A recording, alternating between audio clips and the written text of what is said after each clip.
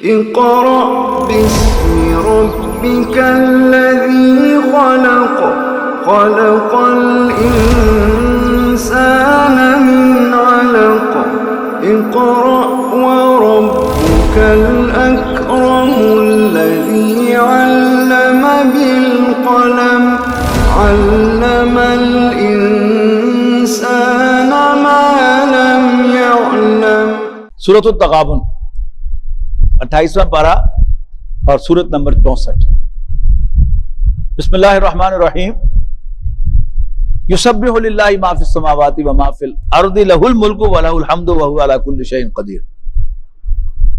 اب یہ فعل مضارع سے تسبیح کا تذکرہ۔ یسبح تسبیح کرتی ہے اللہ کی ہر شے جو آسمانوں میں ہے اور جو زمین میں ہے۔ لہ الملک و لہ الحمد، اسی کی بادشاہی ہے اور اسی کی حمد ہے۔ وَهُوَ عَلَى كُلِّ شَيْءٍ قَدِيرٌ، اور وہ ہر چیز پر قادر ہے۔ هُوَ الَّذِي خَلَقَكُمْ، وہی ہے جس نے تمہیں پیدا کیا۔ فَمِنْكُمْ كَافِرٌ وَمِنْكُمْ مُؤْمِنٌ، اللہ نے تو ایک جیسا پیدا کیا سب کو، لیکن پھر انسانوں میں سے کچھ ماننے والے ہو گئے اور کچھ انکار کرنے والے ہو گئے۔ فَمِنْكُمْ كَافِرٌ وَمِنْكُمْ مُؤْمِنٌ، تم میں سے انکار کرنے والے بھی ہیں اور ایمان لانے والے بھی ہیں۔ وَاللَّهُ بِمَا تَعْمَلُونَ بَصِيرٌ، اور جو کچھ بھی تم کر رہے ہو اللہ تعالیٰ دیکھ رہا ہے۔ اس سورت کی پہلی 4 آیات جو ہیں سورہ حدید کی پہلی 8 آیات سے مشابہ ہیں۔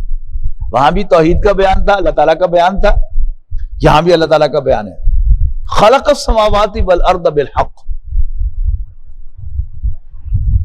اللہ تعالیٰ نے آسمان اور زمین جمع کے صیغے میں آسمان السماوات اور واحد کے صیغے میں زمین، یہ قرآن مجید کا محاورہ ہے کائنات کے لیے۔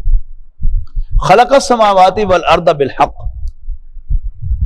اللہ تعالیٰ نے آسمانوں اور زمین کو یعنی اس کائنات کو با مقصد پیدا کیا، برحق وصورکم فاحسن صورکم، اور فائنلی اللہ نے کیا پیدا فرمایا؟ انسان کو پیدا کیا۔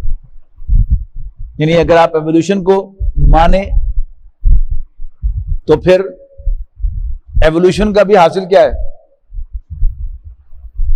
کہ پہلے بڑے بڑے یہ سارے سیارے بنے، انہی میں سے ایک زمین بنی، پھر زمین پر تبدیلیاں آئیں، سمندر بنے، پہاڑ بنے، دریا بنے، ٹھیک ہے جی۔ پھر زمین پر جو ہے وہ لائف کا آغاز ہوا، امیبا سے شروع ہوا، uni cellular animal, by cellular animal, multi cellular animal, پھر یہ چھوٹے چھوٹے کیڑے مکوڑے پتنگے بنے، پھر اس کے بعد پھر دوسرے جانور بنے، پھر تیسری کیٹیگری، پھر چارے بنتے بنتے پھر ورٹیبریٹس بن گئے، پھر ورٹیبریٹ میں سے میملز بن گئے، اور پھر میملز میں بھی ٹاپ پر کیا بنا؟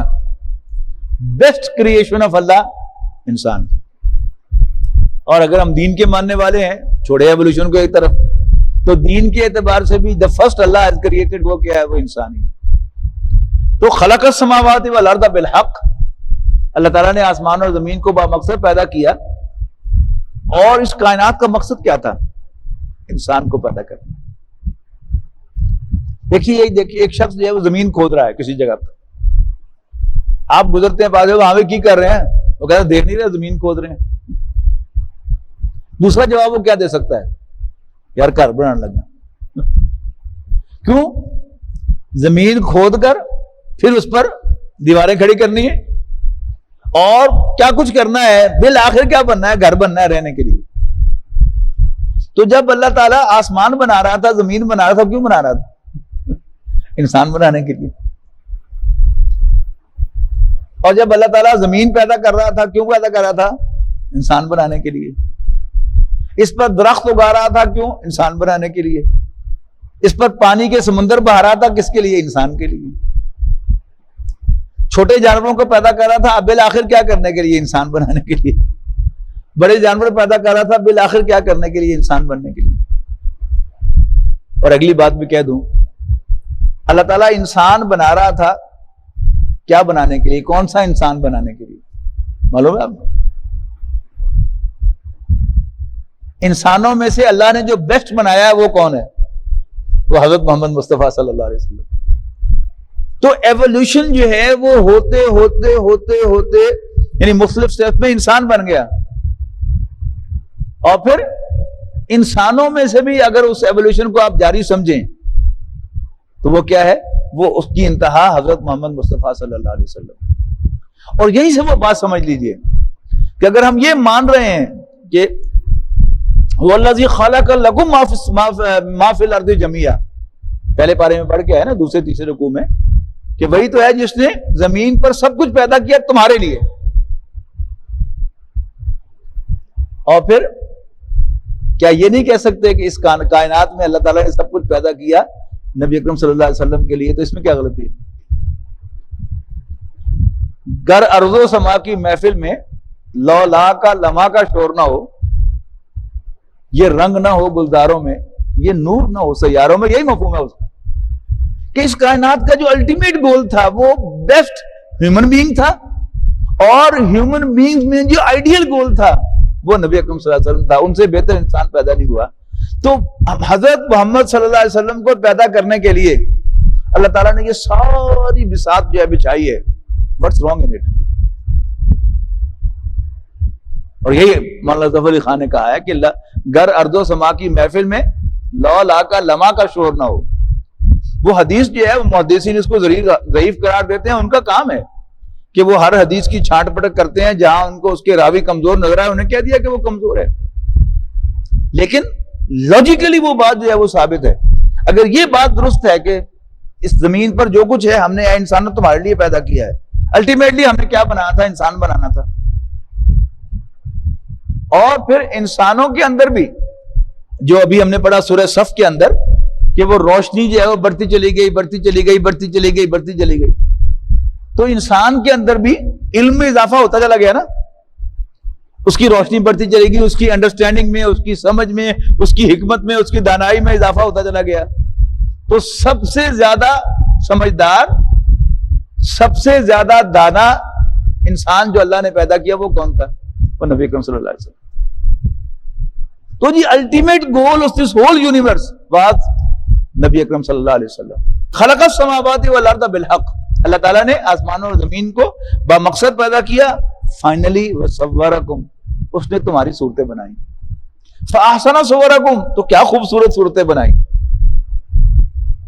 وإلیہ المصیر، ایسے آ کر کھا ہنڈا کر قبروں میں دفن ہونے کے لیے نہیں، اللہ حساب بھی لے گا.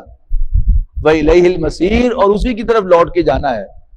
یعلم ما فی السماوات والارض.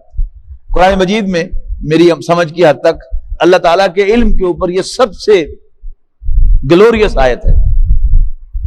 دیکھیے گا ذرا، یعلم ما فی السماوات والارض، آسمانوں زمین میں کائنات میں جو کچھ ہے اللہ تعالیٰ کو اس کو جانتا ہے.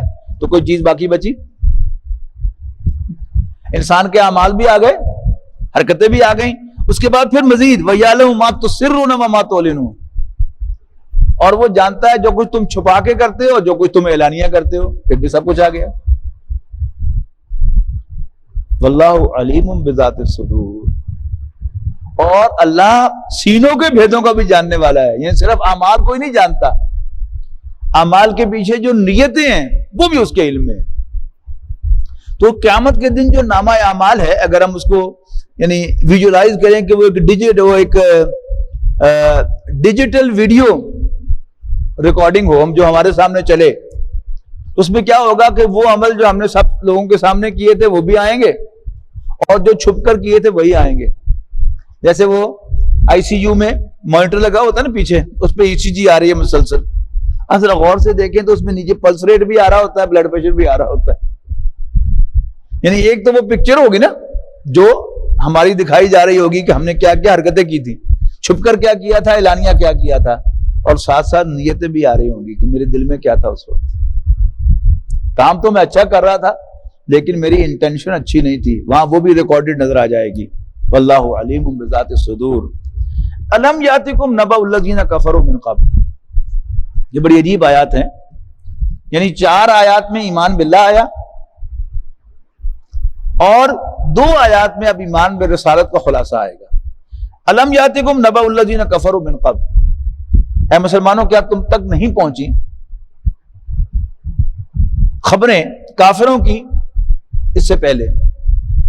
اور کافر کی وضاحت کر چکا ہوں. کافر کون ہوتا ہے؟ اللہ کے رسول کو اللہ کا رسول نہ ماننے والا کافر ہوتا ہے، رسول ماننے والا مومن ہوتا ہے۔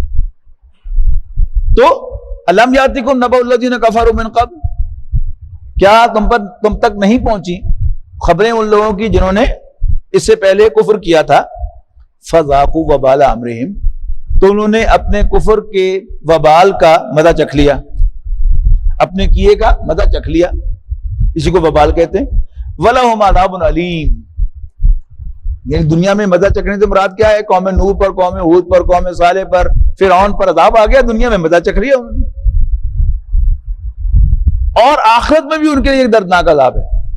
ذَلِكَ بِأَنَّهُ كَانَتْ تَأْتِيهِمْ رُسُلُهُم بِالْبَيِّنَاتِ، یہ اس لیے ہوا کہ ان کے رسول جو ان کی طرف بھیجے گئے تھے ان کے پاس آئے تھے کھلی نشانیاں لے کر۔ فقالوا، لیکن وہ کہنے لگے ابشر یہدوننا، کیا ایک بشر ہماری رہنمائی کرے گا؟ یہ کیا ہے؟ یہ ایک پرابلم ہے کہ سارے کے سارے نبی انسان بھی تھے، نبی بھی تھے، لیکن چھوٹے ذہن جو ہیں یہ ان دونوں چیزوں کو بیک وقت اپنے ذہن میں اکوموڈیٹ نہیں کر سکے۔ جو نبی کی زندگی میں لوگ تھے انہوں نے دیکھا یہ تو ہمارے جیسا انسان ہے، کھاتا پیتا ہے، بازاروں میں چلتا ہے، یہ نبی کیسے ہو سکتا ہے؟ اور بعد والوں نے کہا لو جی لو، یہ تو نبی ہے، انسان کیسے ہو سکتا ہے؟ تو فقالوا ابشر یہدوننا، تو کیا ایک بشر ہماری رہنمائی کرے گا؟ فکفروا، دیر بائی اور یوں انہوں نے انکار کر دیا، وتولوا، اور منہ موڑ لیا، واستغنى اللہ، تو اللہ تعالیٰ نے بھی بے پرواہی کا مظاہرہ کیا کہ دفع ہو جاؤ۔ واللہ غنی حمید، اور اللہ تعالیٰ بے نیاز، انڈیپینڈنٹ، بے پرواہ اور تعریف کے لائق۔ اب ایک آیت میں ایمان بالآخرت آئے گا۔ زعم الذین کفروا ان لن یبعثوا، کافروں کو غلط فہمی ہے کہ وہ دوبارہ اٹھائے نہیں جائیں گے۔ قل بلا وربی لتبعثن، اے نبی کہہ دو کیوں نہیں، میرے رب کی قسم ہے تم ضرور بے ضرور اٹھائے جاؤ گے۔ ثم لتنبؤن بما عملتم، پھر تمہیں جتلائے جائیں گے تمہارے اعمال، تمہاری کرتوتیں۔ وذالک علی اللہ یسیر، اور ایسا کرنا اللہ تعالیٰ پر بہت آسان ہے۔ اچھا، سورۃ حدید میں بھی 6 آیتوں میں اللہ کی عظمتوں کا بیان کرنے کے بعد کیا آیا تھا؟ آمنوا باللہ ورسولہ وانفقوا مما جعلکم مستخلفین فیہ، مانو اللہ اور اس کے رسول کو اور خرچ کرو اس سب میں سے جس پر اللہ تعالیٰ نے تمہیں اختیار دیا ہے۔ اب یہاں بھی 7 آیتوں میں ایمان باللہ، ایمان بالآخرت، ایمان بالرسالت کا بیان کرنے کے بعد اب آیت نمبر 8 میں کیا ہے؟ فآمنوا باللہ ورسولہ، بس مانو اللہ اور اس کے رسول کو، ایمان لاؤ اللہ اور اس کے رسول پر، والنور الذی انزلنا، اور اس نور پر، اس روشنی پر جو ہم نے نازل فرمائی ہے، یعنی قرآن مجید۔ واللہ بما تعملون خبیر، اور جو کچھ بھی تم کرتے ہو اللہ تعالیٰ اس سے باخبر ہے۔ اب ایمان بالآخرت پر ایک ہی آیت آئی، اب اس کی کمپنسیشن آ رہی ہے۔ یوم یجمعکم لیوم الجمع، یعنی ایمان کی دعوت دینے کے بعد اب ایمان بالآخرت کا تذکرہ ذرا زیادہ زوردار طریقے سے سامنے آ رہا ہے۔ یوم یجمعکم لیوم الجمع، جس دن اللہ تم سب کو جمع کرے گا، جمع کرنے کے دن، حشر کے دن، ذالک یوم التغابن، وہ ہوگا ہار جیت کے فیصلے کا اصل دن۔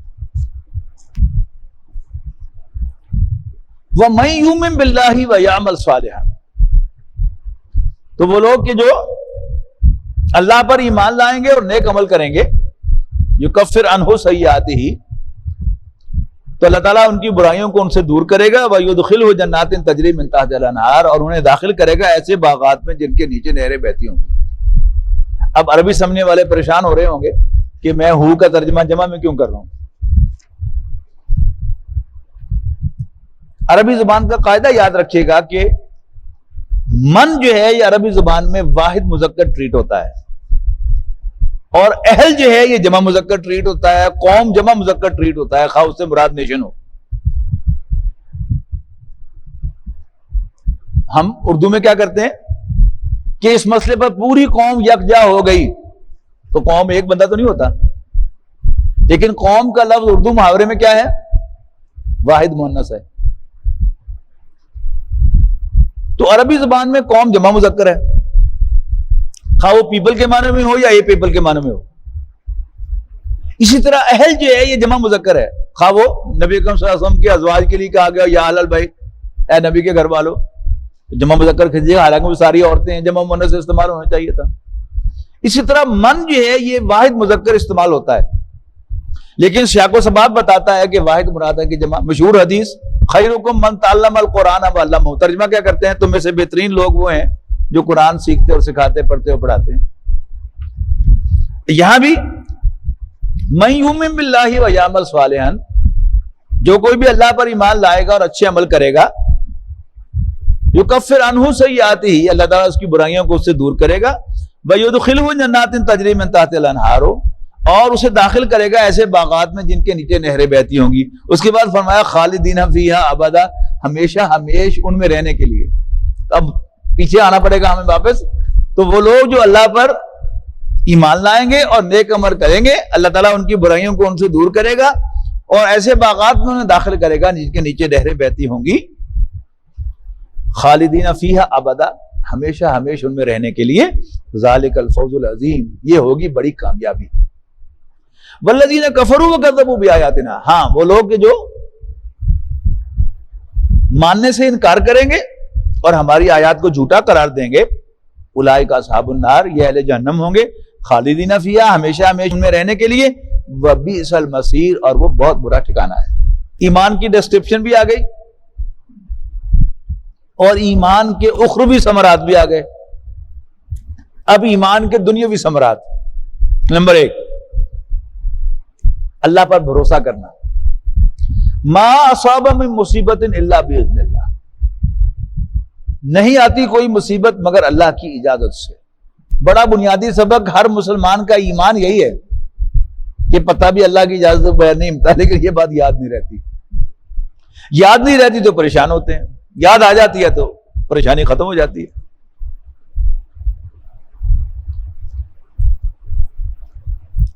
کسی کا جوان بیٹا قتل ہو جائے، مر جائے، تو وہ سمجھتا ہے کہ جی میرے پر تو بہت ظلم ہو گیا. ہم بھی سمجھتے ہیں کہ یار بہت برا ہوا بیچارے نا. فیصل آباد کے جانے پہچانے ڈینٹل سرجن ہمارے سینئر میں سے ڈاکٹر سلیم فضل مرحوم، 17 سال کا جوان بیٹا، سول اسپتال کے سامنے ایک پیٹرول پمپ ہوا کرتا تھا، آپ کو یاد ہو، جہاں ایف ڈی اے کا آفس ہے. وہاں سے ایک بس ڈیزل لگوا کے نکل رہی تھی اور یہ تیز موٹر سائیکل پر آ رہا تھا، ہیڈ آن کلیون ہوا، موقع پر فوت ہو گیا.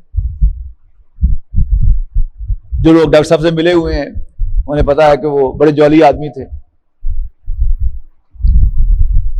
جنازے پہ ہم لوگ گئے تو سارے ڈینٹل سرجن ہم کھڑے تھے، تو پاس آئے تو اس وقت بھی ہم سے انہوں نے جوک کیا، یہ شو کرنے کے لیے کہ میں بڑا اسٹرانگ نس کا آدمی تھا. لیکن ظاہر بات جوان بیٹا فوت ہوا تھا، دل تو بہت دکھا ہوا تھا. اگلے روز صبح قبر پر گئے، بیٹھ کے روتے رہے. گھر آ کر موٹر سائیکل کو چاروں طرف سے دیکھ کے ان تک ٹریٹ بھی نہیں آئی، وہ تو میرا چلا گیا. 1 دن 2 دن 3 دن اللہ تعالیٰ نے ان کی اہلیہ کی رہنمائی کی. انہوں نے کہا ڈاکٹر صاحب سے بڑے نے شکرے ہو. اللہ پاک نے سانو 17 سال ایک کھڈونا کھیڈن واسطے دتا، جنہ دینا تو کی کر لینا سی. اس سے ڈاکٹر صاحب سنبھل گئے. یعنی ان سے پوچھ کے دیکھیں جن کو اللہ تعالیٰ اولاد نہیں دیتا، بچے کی پیدائش پہ ہم خوشی مناتے ہیں، اس کے ختنے، اس کے عقیقے، اس کی بسم اللہ، اس کا اسکول جانا، اسکول سے آنا روز ماں باپ کے لیے خوشی کا باعث بنتا ہے. وہ میٹرک کرتا ہے تو خوشی ہوتی ہے، ہر سال وہ امتحان میں پوزیشن لیتا ہے تو خوشی ہوتی ہے، پاس ہوتا ہے تو خوشی ہوتی ہے. یہ ساری خوشیاں اللہ نے دی ہیں نا، لیکن انسان بڑا ناشکرا ہے. اگر انسان کو یہ سبق یاد رہے کہ اللہ نے کیا ہے تو پھر وہ سینس آف ڈپارچر تو رہتا ہے. نبی اکرم صلی اللہ علیہ وسلم کو پیغام آیا حضرت زینب رضی اللہ تعالیٰ عنہا کا، اور بلایا انہیں گھر، حضور صلی اللہ علیہ وسلم تشریف لے گئے. تو حضور کا نواسا حضرت زینب کا بیٹا بہت بیمار تھا، تو آپ نے اس کو گود میں لیا تو آپ کے ہاتھوں میں اس نے جان دے دی. تو چونکہ آپ نے گود میں اٹھایا ہوا تھا تو حضور صلی اللہ علیہ وسلم کی آنکھ سے ایک آنسو نکلا اور بچے کے چہرے پر پڑا. صحابہ نے پوچھا اللہ کے رسول آپ بھی رو رہے ہیں؟ آپ نے فرمایا ہاں، یہ تو وہ شفقت ہے جس کی بنیاد پر ماں بیٹے سے پیار کرتی ہے، لیکن ہماری زبانیں وہی کہیں گی جس کا اللہ نے ہمیں حکم دیا. یعنی سینس آف ڈپارچر، علیحدگی پر تو آنکھ میں آنسو آ جاتے ہیں. آپ ایک کرائے کے مکان میں 2 سال رہ کے جائیں تو جب آپ اپنے گھر میں موو کر رہے ہوتے ہیں اس کرائے کے مکان سے تو بھی آنکھوں میں آنسو آ جاتے ہیں. یہ سینس آف ڈپارچر ہے، جدائی کا غم. لیکن اندر تو خوشی ہوتی ہے نا کہ کرایہ تو جان چھوٹ رہی ہے، اپنے گھر میں شفٹ ہو رہے ہیں. موٹی سی بات کیا ہے، اس سبق کو یاد رکھیں کہ جو کچھ بھی یہاں پر ہو رہا ہے اللہ کی اجازت کے بغیر نہیں ہو رہا. کوئی مجھ پر زیادتی کرنا چاہتا ہے، بڑا طاقتور ہے اور وہ زیادتی کر رہا ہے، لیکن اگر مجھ پر وہ زیادتی بالفعل ہو رہی ہے تو اللہ کی اجازت سے ہو رہی ہے. اگر اللہ نہ چاہتا تو میرا کچھ بھی نہ بگاڑ سکتا. یہ چھوٹا سا سبق ہے، اللہ تعالیٰ ہمیں یہ یاد کرا دے. ہر وقت ہمیں یاد رہے تو پھر غم فکر کوئی نام کی چیز تو ہمارے پاس نہیں آ سکتی. تو ما اصاب من مصیبت الا باذن اللہ، نہیں آتی کوئی مصیبت مگر اللہ کی اجازت سے. وَمَن يُؤْمِن بِاللَّهِ يَهْدِ قَلْبَهُ، جو اللہ پر یقین رکھتا ہے اللہ تعالیٰ اس کے دل کو ڈائریکٹ کرتا ہے. یعنی یہ خیال آنا یہ کیا ہے؟ یہ اللہ تعالیٰ کی طرف سے ہدایت اور رہنمائی ہے، ڈائریکشن ہے. اللہ ڈائریکٹ کرتا ہے تو انسان کو یہ بات یاد آ جاتی ہے کہ نہیں اللہ نے کیا.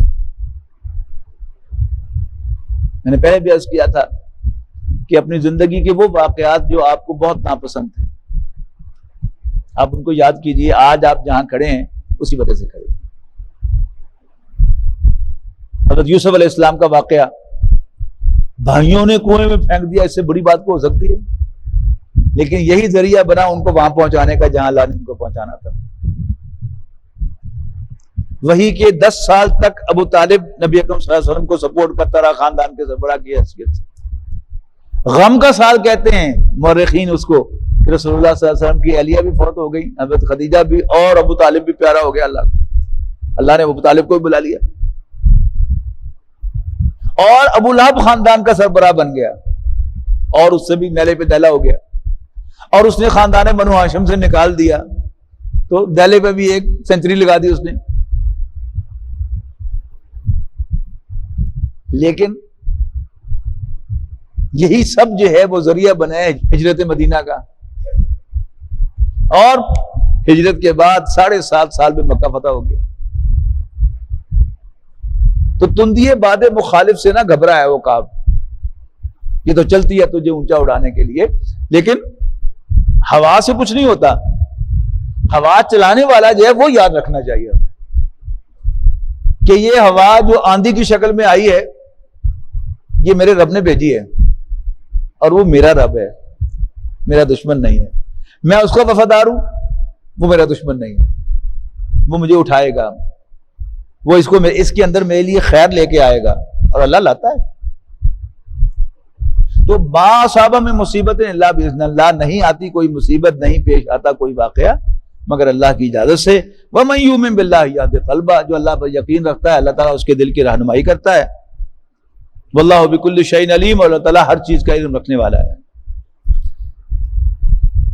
دیکھیے 2 کام ہیں، ایک ہے ہمارے کرنے کے کام، ایک ہے اللہ کے کرنے کے کام. اللہ اپنے کام خوب کرنے جانتا ہے اور ٹھیک کرتا ہے، اس میں کوئی غلطی کوئی امکان نہیں ہے. اور we are nobody to question ایسا کیوں ہوا، نو بڈی ٹو کمنٹ کہ اگر ایسا ہو جاتا تو کیا اچھا ہوتا. میں نے سنایا تھا نا کہ ایک اللہ والا جو ہے، اللہ کا ولی، وہ کشتی میں بیٹھا تھا، دریا یا سمندر میں سفر کر رہا تھا، تو بارش ہو رہی تھی. تو اس کے دل میں خیال آیا کہ اتنے سے پانی ضائع ہو رہا ہے بارش کا، کہیں زمین پر ہوتی تو فائدہ ہوتا. تو اللہ تعالیٰ نے اس سے ولایت چھین لی تھی. تو وہ رویا پیٹا, اللہ سے جا کے معافیاں مانگی, پھر جا کے اللہ تعالیٰ نے وہ دل میں جو روشنی تھی وہ واپس دی ہے. ہم ہوتے کون ہیں؟ اللہ کے فیصلوں پر کامنٹ کرنے والے, اللہ سے وائی پوچھنے والے. اپنی اوقات میں رہنا چاہیے. میرا اور آپ کا کام کیا ہے؟ واطیع اللہ واطیع الرسول. بس تم اللہ اور اس کے رسول کا کہنا مان, تمہارا معاملہ کام یہ ہے, کچھ کرنا نہ کرنا, کیا کرنا کیا نہ کرنا, یہ اس کا کام ہے, یہ اس پر چھوڑ دو. تم واطیع اللہ واطیع الرسول, اللہ اور اس کے رسول کا کہنا مانو. فَإِن تَوَلَّيْتُمْ, لیکن اگر تم نے منہ موڑا, فَإِنَّمَا عَلَىٰ رَسُولِنَا الْبَلَاغُ الْمُبِينُ, تو پھر ہمارے رسول کے ذمہ تو صرف وضاحت سے پہنچانا ہے, اور وہ کر رہے ہیں, انہوں نے کر دیا ہے. ويشفي صدور قوم مؤمنين وشفاء لما في الصدور وإذا مرضت فهو يشفين